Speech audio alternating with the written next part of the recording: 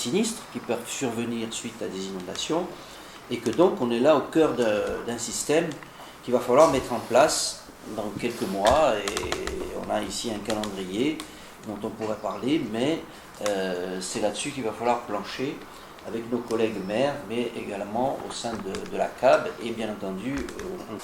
Alors cette réunion, il faut rappeler quand même que c'était le premier comité de pilotage sur la GEMAPI, et que, bien entendu, il n'était pas destiné à sortir d'ici avec des montants, avec, bien entendu, un plan de bataille ou autre.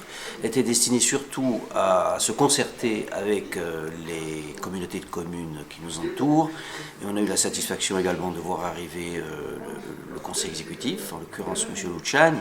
Cette question de l'eau, elle va au-delà de la GEMAPI, mais aujourd'hui, ce qui nous préoccupe, c'est effectivement cette taxe qui nous est imposée par la loi, et dont il va falloir décider à un moment donné ou à un autre, c'est-à-dire avant le 15 février, à quel montant elle va s'élever. Et ça nous préoccupe beaucoup en tant que maire et bien entendu membre de la CAB. Alors ce qu'on peut aujourd'hui observer, c'est effectivement cette volonté de l'État, sous prétexte d'harmoniser et d'avoir un seul interlocuteur, puisque la GEMAPI, ou plutôt la gestion des risques inondations et autres, était auparavant gérée par les communes, ou même par les communes des intercos, mais d'avoir aujourd'hui cet échelon intercommunal qui gère cette activité, ou cette mission, on le voit un petit peu comme une volonté de l'État de se débarrasser du sujet et d'augmenter la charge sur les communes et par voie de conséquence sur le contribuable.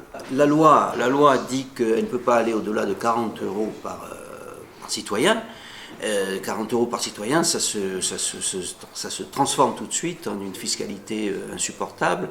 Donc aujourd'hui, nous sommes bien conscients qu'il est impossible d'arriver d'une part à voter des taux hauts, et non seulement à ce niveau, mais également à un niveau inférieur, même ne serait-ce que la moitié. Donc on est en train d'étudier la question. Quant à la façon dont il va falloir utiliser cette taxe, c'est-à-dire le montant prélevé et les montants que nous aurons à disposition pour faire les travaux, ils sont nettement insuffisants pour réaliser l'ensemble des travaux, ne serait-ce que sur l'agglomération, où on a bien vu, lors des inondations de 2016, à quel point on avait besoin de travaux sur l'agglomération. Il ne faut pas exclure, et loin de là, l'idée que l'État puisse participer, soit à travers les financements de fonds Barnier ou autres financements, mais il y a également l'appel qui peut être fait à d'autres collectivités, notamment la collectivité de Corse aujourd'hui, qui peut être bien entendu notre partenaire. Je crois que c'est là-dessus aussi qu'il va falloir travailler. Pas seulement insurmontable, c'est impensable. Avec les travaux que nous avons à réaliser dans le Cap, actuellement se passe à la préfecture un rendu du BRGM qui va nous dire ce que nous sommes obligés de faire, en tous les cas sur les communes de Sisque et de Pietré-Copard, suite aux incendies. Mais on sait parfaitement que ces travaux, ce seront des travaux colossaux. Nous autres, nous avons déjà, la commune de Sisque a déjà entamé des travaux, mais c'est des milliers d'euros. Mais là, nous ne sommes plus à des milliers d'euros, je pense qu'on va dépasser les millions d'euros. Et pour nos contribuables, c'est impensable de pouvoir lever une taxe à hauteur de ces travaux. Moi, ça n'engage que moi, bien évidemment, mais j'en parlerai avec le président de la communauté de communes, Pierre Chaubon, et mes collègues.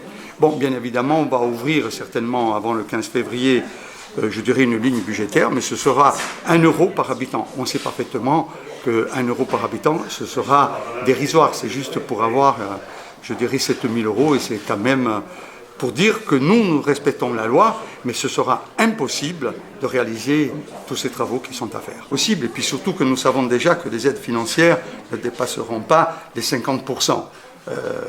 C'est pas possible, du fait que nous aurons un peu moins de 300 000 €. Ça va faire des hausses d'impôts de 15 à 20%, et c'est pas possible. En tous les cas, moi, personnellement, je serai contre. Il faut quand même que l'État prenne en ligne de compte la pauvreté de la Corse. Nous parlons aujourd'hui des gens qui ne peuvent plus payer la taxe d'habitation. Si on va sortir la taxe d'habitation et on va la remplacer par la GEMAPI, alors dites-moi ce que nous allons faire. Et c'est pas